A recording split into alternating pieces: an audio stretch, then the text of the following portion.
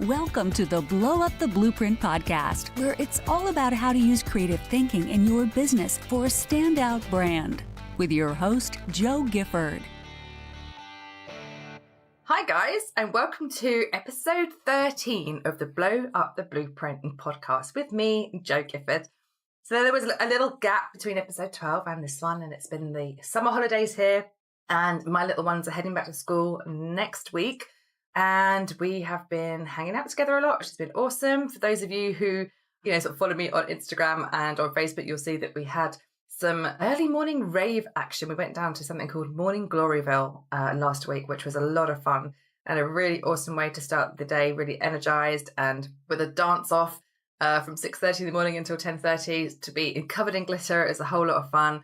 And I've been really enjoying hanging with the little ones. However, it's not always easy. And I'm sure that everybody else out there who is running a business and also has a family over the summer, it can sometimes be challenging, right? So I'm sending you the biggest love from the trenches also. It's a mixture of loving time with the kids, but also really craving some personal space. So if you're feeling like that as well, I salute you.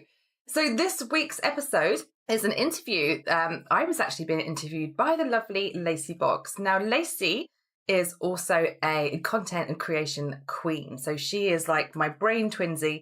And she interviewed me for her Facebook Live and for her website as part of her Innovator interview series. And I loved our session and thought that you guys would really want to hear it too. So Lacy is absolutely fantastic. And here's what you're going to be hearing about. You're going to be hearing about how when you apply some different ideas to what you do, you get amazing results and stands out from the crowd. You're going to be hearing about how creativity is a secret weapon to stand out from the language that you see everybody else using. You're going to hear about how everything is a remix. Nothing is an entirely original thought, and it's about how you remix it is where you can really leave your mark. We're going to be talking about how to have fun in your business and how to do stuff that's radically different, that gets you noticed, but that feels aligned to you. How to layer on some what if into everything that you do, and how to lean into experimenting and colouring outside the lines in your business. So I am really excited for you guys to meet Lacy if you haven't already. You can check her out on lacyboggs.com, and I'm also going to be putting the post for her website in the podcast show notes so you can see the Facebook Live for this interview as well. As always, if you are enjoying this podcast, I would be super happy if you could pass on to anybody else who you know who would love to blow up the blueprint alongside you. Also, of course, you are always invited to join my free Facebook community. So if you search Blow Up the Blueprint in Facebook, you will find us. You can also find us on killercontent.link/blueprint. And you can find out more about me on jogifford.co. So without further ado, meet the lovely Lacy and hear all about how you can stand apart by using creativity. See you guys soon. Today, I have the extreme pleasure of having my new friend. We've only recently met, but we have a lot in common and we get along really well. New friend, Jo Gifford, who is a fellow content queen. She's a content strategist and a creativity strategist or consultant. She helps people tap into their creativity and bust out of the rut and the box that we all sometimes get in when we are doing creative things. And Jo, I wanted to bring you on today to my innovator interviews. That's a little hard to say. I should maybe come up with a better title. But, I was impressed with that one. I wanted to have you on because your whole jam is getting people to think outside the box and getting people to do something a little more creative. And so the first thing I want to say is, why don't you tell us a little bit about what you do? And then we can kind of get into how you do it. We'll pick your brains. How I do it, baby.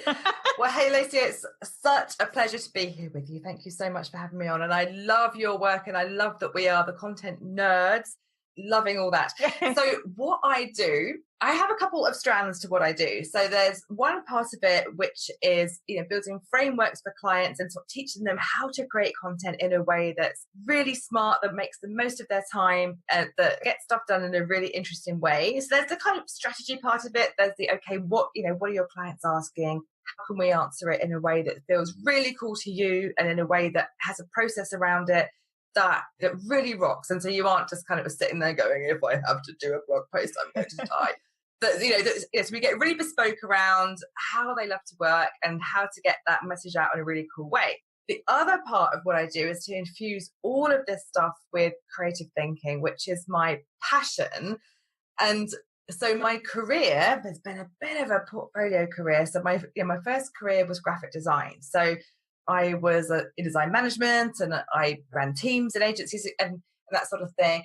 And what I loved the most about that was the bit where I, sort of got the team together and was like, right, here's what we're going to do. We're going to jam out all these ideas. We're going to get the solutions out, and we're going to get creative. And after that role, when I sort of made the leap into self-employment, I do copywriting. I've worked as sort of travel writers. I've, been like a lecturer. So, I've really brought all the different parts of my personality to the stuff that I've done. And I bring all of that now together by mentoring entrepreneurs and by, working with them to really inject some personality into the way that they work and the way that they can see things. Because if you bring creative thinking, which is the strand of all that stuff, really, from the design to the copywriting to the, all that stuff, the thread within that is the creative thinking part. And, when you apply some different ideas to what you do, you get amazing results, and you stand out from the crowd.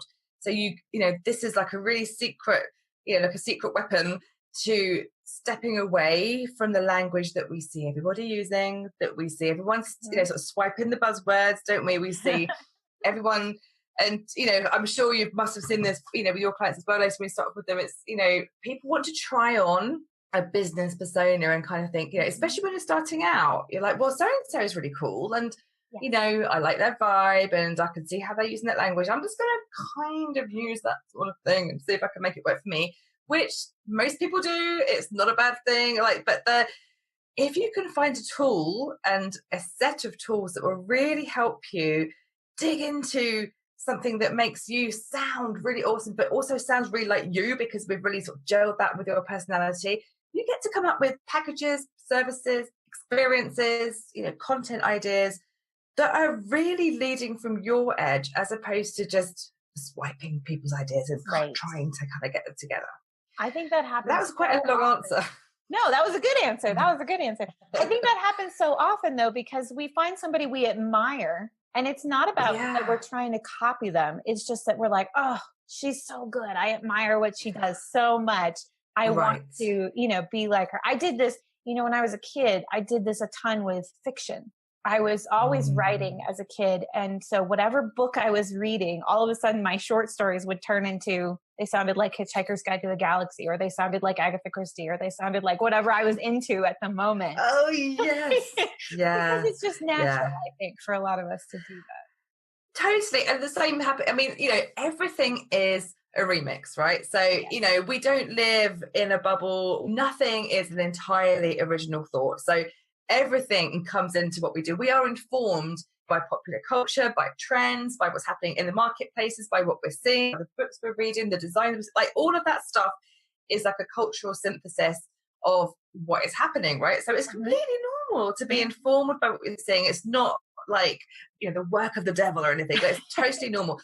It's how you remix it is the piece where you can really add your mark. And with that piece to, sort of talking about how, we see stuff and we try it on. I think that when we realize that we could, what I say to my clients and to my, kind of audience is, okay, what is it about that work that you like? Was it the tone of voice, or was it the kind of humor that punctuated it? Was it the way that they set the page out and kind of divided up the pieces of information? Is it the way that they do videos in the medium of dance? I don't know, what is the stuff that's made you go, I love it?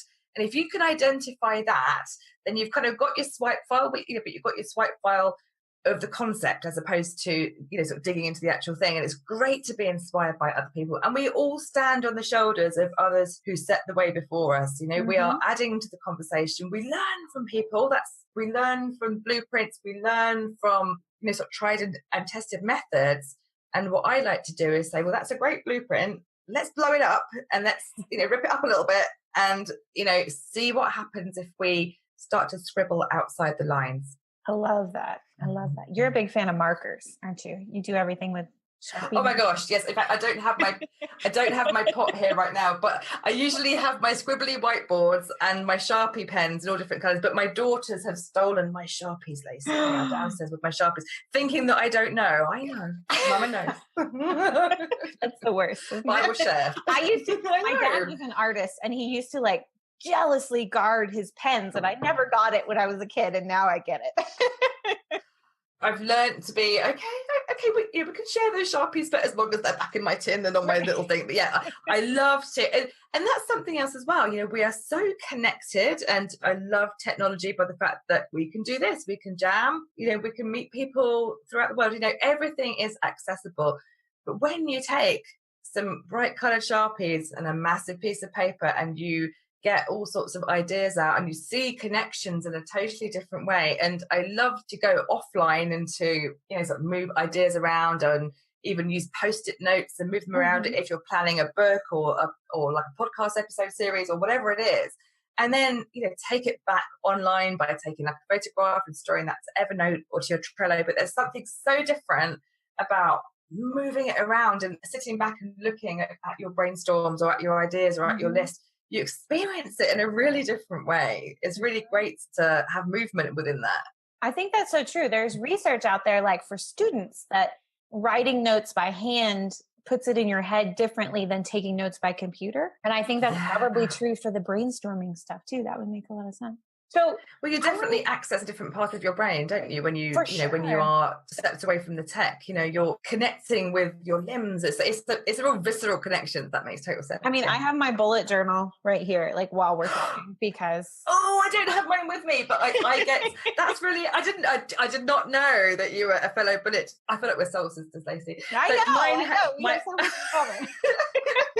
I have to have like my stickers, and I have my, you know, fine line markers in there. But that in itself, so, you know, whilst I am a Trello girl and everything syncs up with my Google Calendar and my Evernote, all of that, but there's something about the act of sitting down in the morning with my flat white and my pens and color coding what I'm doing and drawing it. There's that mindfulness piece, and also that kind of connection, you know, with the artist. It's sort of like, I'm going to make this page look amazing today. This is my day. I'm going to approach it in a way that isn't just a block of like appointments and calls and stuff. I'm going to have my stickers and get creative with it. And I feel inspired. Yours are very artistic.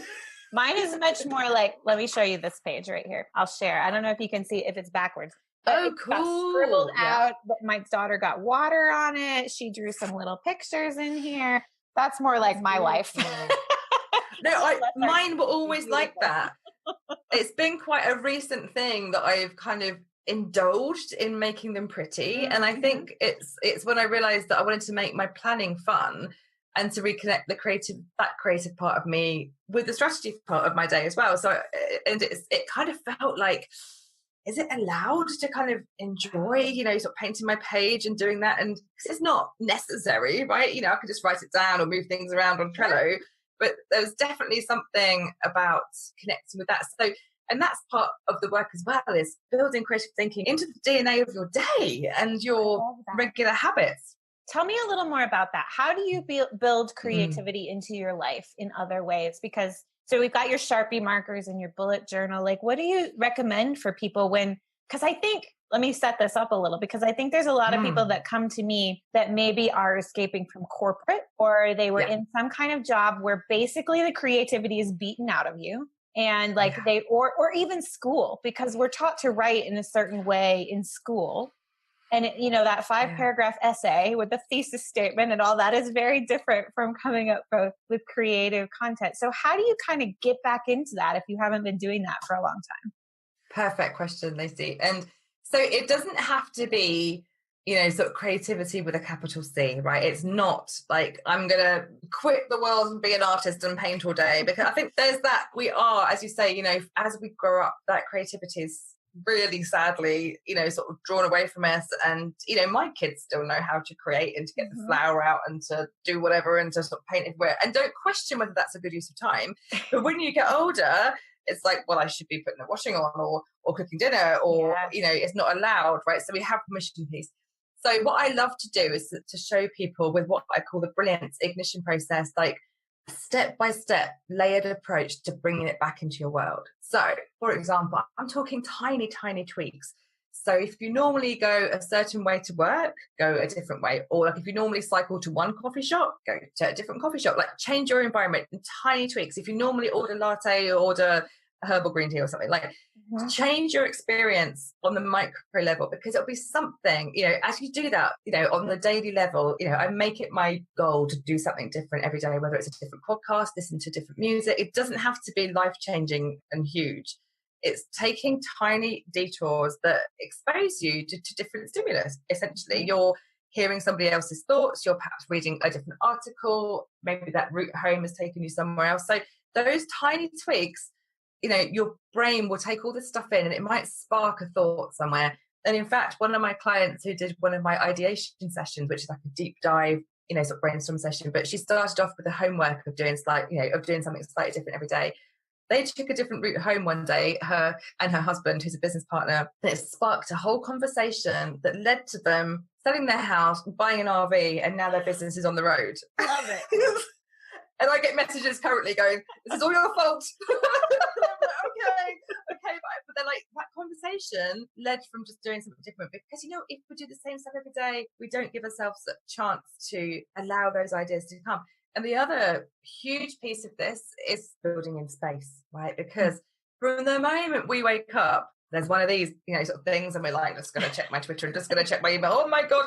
And, we really rarely unplug or step away from the screen and from the noise, and building in just some pockets of time where you are unplugged, where your amazing brain can then actually go, oh, that thing you saw the other day, that's quite cool. How about if we do this, this and this? And if you build in that space, it stops your brain from having to wake you up at 3 o'clock in the morning with all the ideas, which quite often happens if you don't let that space. And I know I have those days still where it's like, excuse me, you wouldn't be quite early today, so now I'm going to come at you with all the ideas.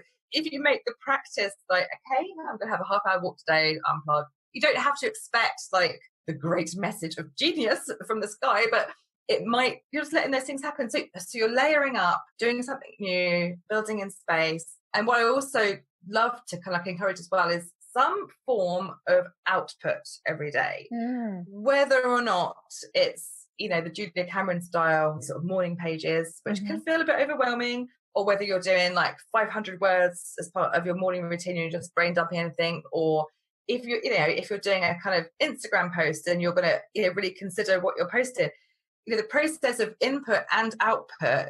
The input of new things every day adds new stuff to your library in your brain, and the practice of output makes you really think about how you can put things together. And it's that muscle that we've got to flex. It's that kind of idea muscle that becomes really atrophied if we do nothing with it.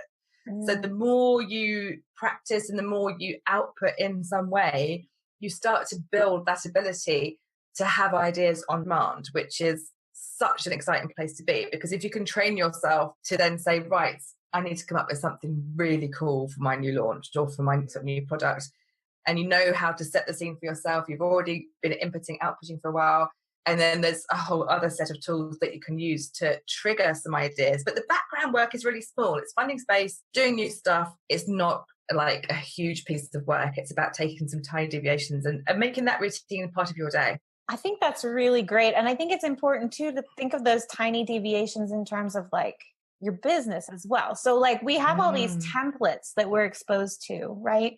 Do the 3 videos and then the webinar and then the launch and this many emails and this is how your cart should look and whatever. And a lot of that is based in good information. I'm not saying throw it out, but it's like, how could I make a micro change that would put my own spin on it? Or how could I adjust it just a little so that I'll stand out? Because I think what I'm seeing now is that people, at least in my space, I don't know what you're seeing, but audiences are getting savvier. And a lot of the things that were templated that have worked in the past are working less well because audiences are getting, they understand that there's a webinar that's going to sell to them at the end of the 3 videos, and so those things are working less well. And absolutely. And as you say, Lacy, like this stuff is tried and tested. It's great. But we know now if we're going to click on that, you're going to send me a 3-step thing and I'm going to end up there's going to be an early bird discount. And it's just like, Like, surprise me, show me something that's different, show me a different approach. And that's where you can have loads of fun, because we're allowed to have some fun in business as well, aren't we? You know, we're allowed to perhaps not have a webinar, but do, you know, car karaoke instead as your, like, sort of, you know, whatever it is, there's all sorts of ways that you, and that is radically different and gets you noticed. If you are thinking about how to shine, especially online right now, where it's, you know, exceptionally crowded, and most marketplaces where things are moving really, really fast, it's, you need to find your voice and to stand out. And the people who are really successful with elevating their brands in a way that's really exciting is by thinking differently, is by applying what's working, but also just layering on what if we did that, and playing mix and match. And there's some processes that I use right now, which I love to do with my clients, which is, you know, they give me like a list of things. So we have a kind of intake form, and it's like, okay, what's your favorite film? You know, what childhood toy did you play with? You know, all stuff like that, right? So it's like random things. When we have the first session, they've forgotten about that. And I will pick one of those and we'll just word associate with it. So we'll just kind of go, okay, we've got no judgment. We're just going to play with this starting point, see what comes out of it. And it works on a few levels. And the first one is that it's fun, and we've forgotten about the fact that this is like serious business, but we're just having fun. And that yes, very serious. And that raises your vibe, and you're kind of in a whole kind of like, oh, this is cool. This is really exciting. And the magic happens when you go down some rabbit holes in your brains and you go, okay, we're going to, you know, just going to park all these words we've come out with, all these associations, all these things that's made us think about this. And you go, right, what if I applied that concept with a webinar? What if I play mix and match? You know, so it's things like, or you could even play, you know, sort of mix and match with different industries. So what if I applied the idea of the pop-up food truck industry with my online business? Okay, I can see that the food truck industry, like, they have like seasonal food, they change locations, they perhaps have guest chefs, they might have a really beautiful menu. What can I do? What can I take from that that's completely diagonal to my digital space and spruce it up, make it fun? You know, maybe I have like seasonal themes, or, you know, so you can just simple things like that trigger a whole load of ideas, and you go, that's pretty cool. I've seen a different way to step out from the rigid space, and it becomes fun again as well. Yeah, that's amazing.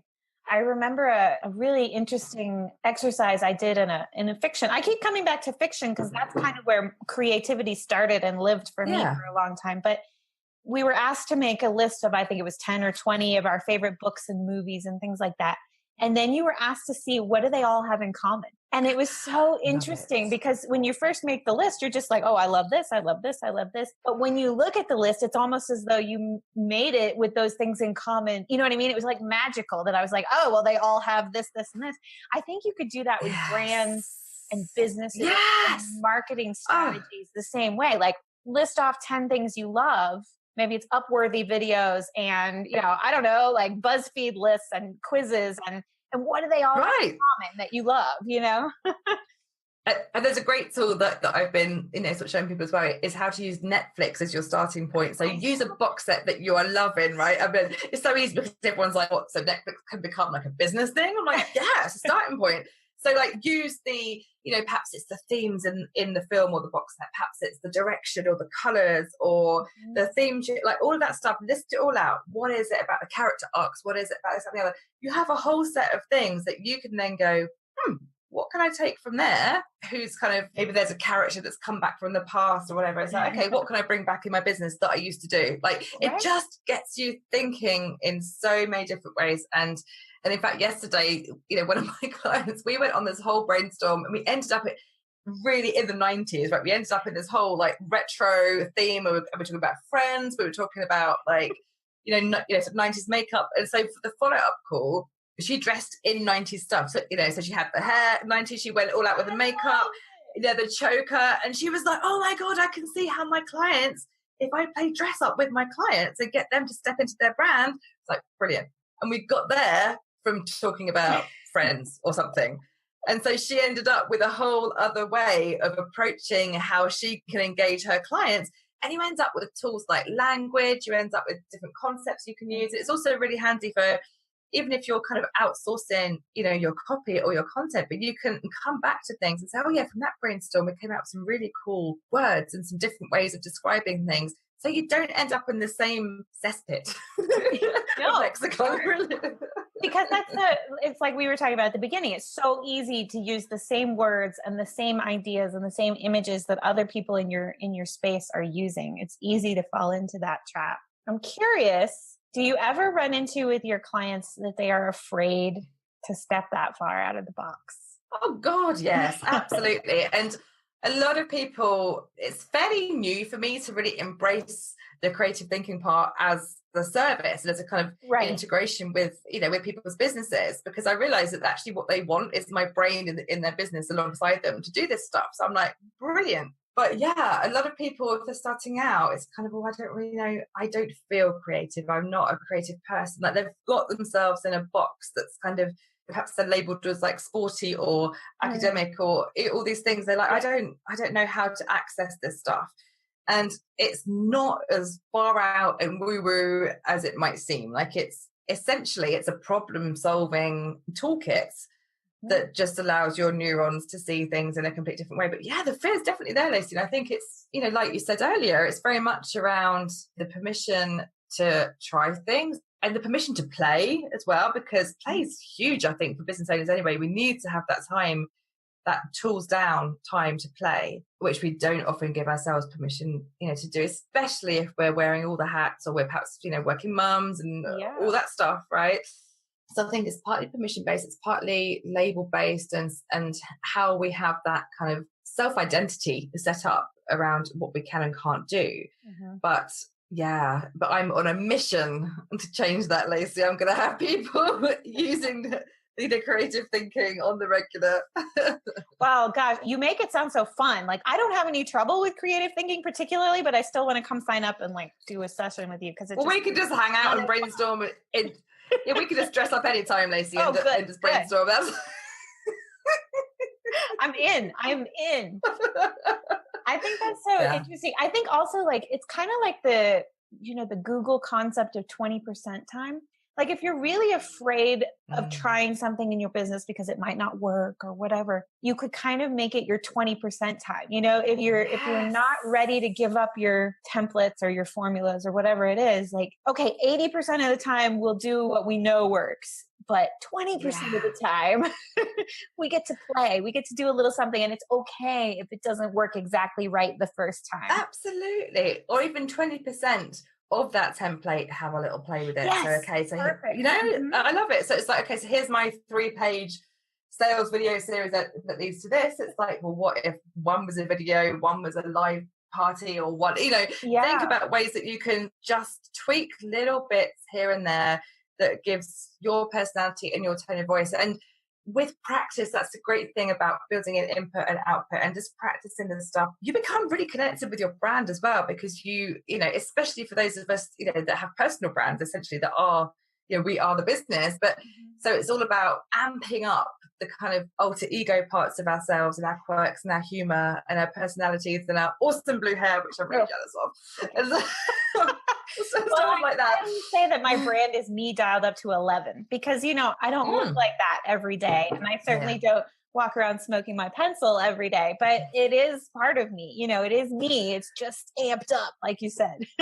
Completely. And there's really strong evidence as well. Like I think Todd Herman's spoken a lot about this recently, about how he really attaches the kind of alter ego version of Todd to himself, and sort of almost anchors the confidence in that alter ego. So so the Joe that does webinars and speaking and teaching and client stuff, like, that's not really me. Let's not pretend that's me. It's like, that's the kind of uber confident version of me. And so my brand and my language, and the way that I talk is me, but it's, as you say, it's really amped up. So, I'll kind of really amp up my quirks and my bad taste in kind of 80s stadium music and my almond butter addiction and all of that stuff, because you get a really big picture, don't you, when you connect with someone like that. And so whatever your brand is and however you see that, the more you practice thinking about things in a slightly different way, the more license you have and the more, confident you'll become by trying things out, by just having a go. Yeah. And with the output piece you're talking about, I always remind people that like content is the perfect place to practice, because the minute you post a Facebook post, in 10 minutes, it's old news. You know what I mean? So there's this constant, you have to be producing all the time. And that's really very good because it gives you all these opportunities to try something different. If this doesn't work, you and can it do gets something a little bit. it gets that fear out of the way. And oh my God, but when I look back to my first videos, my YouTube things were very kind of like, hello, it's Jo Gifford. And I was, because I wasn't really comfortable with just kind of sitting here jamming or, or being on camera and all of that stuff. And my very first posts were kind of really different. And that voice evolves, and you become more confident the more you do it. And we all have to have the shitty posts and the shitty videos and everybody to look does. crap. We have to. We're not, what I love, to kind of tell people as well is like, if you go back, on the Wayback Machine and look at all the people who you love and admire now, look at their websites years ago. Like everyone started with bad lighting, with like videos that they shot in their flats or whatever. Like they didn't all start off with the set and the blow dry and the production team. And like, that's not how it is. So just give it a go, get out there, start finding your voice, and then lean into just experimenting and sort of coloring outside the lines a little bit as well. I love that. I love that. So I just want to reiterate a couple of things I heard you say because they were so powerful. So one of them was like to get physical with your creativity, do something different in your day, every day that will spark different ideas, create white space around in your day so you can think, so your brain can do its thing, and then make sure you're producing something every day so that you have the opportunity to play and try different things. I am so glad we got to do this. Oh, I love it. We could just hang out all night. We're just gonna have to keep Skyping and Zooming, I think, my love. I know. It's good. It's awesome. I think I will be mindful of your time today, and we'll just have to do it again really soon. So will you tell people where they should find you and come learn more about all your brilliance and your creative my brilliance going on? Oh, thank you. Well, if you go to jogifford.co, you'll find the links to my free Facebook group. You'll find the links to all my stuff, my podcast, and just come say hi.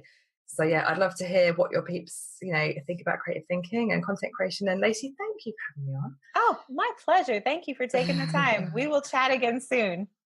We will. Thanks, darling.